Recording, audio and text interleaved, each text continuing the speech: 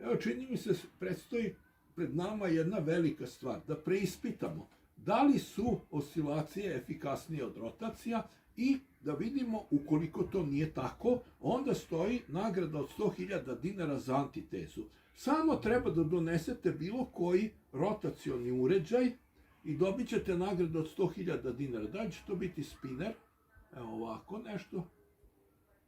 Opa, sad ja baš ne vrtim najbolje. Evo ga. Znači nešto tako. Ili može onda se nalepi na nešto pa onda da ovako se prikaže. Ili će to pak biti elastično klatno.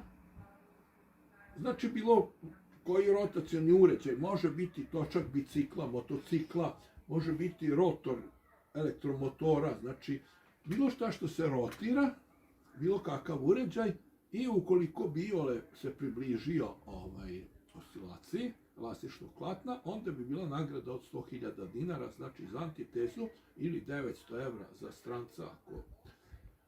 Upravo zato da, jer smo u potrazi za istinom, da li je to moguće, a u toj potrazi za istinom napravljen je i veliki model elastično klatno sa 17 kg koje je pokretalo pumpu. Ovde se vidi i naslov videa, svako to može da pogleda o čemu se radi. Evo tu imamo još iz ove perspektive. Iz ove perspektive možemo vidjeti isto klatno je sa 4 elastične trake.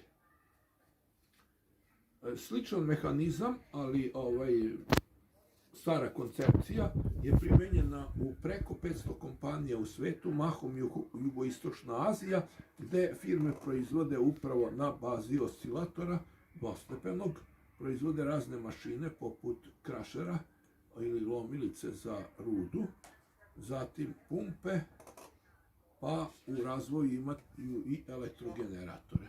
I pominju izvore informacija, zatim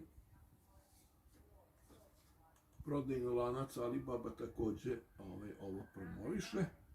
Imamo više tih slika i to može se vidi na fejsu Energetska prekretnica koju uređuje moja saradnica Ljiljana Milovanović.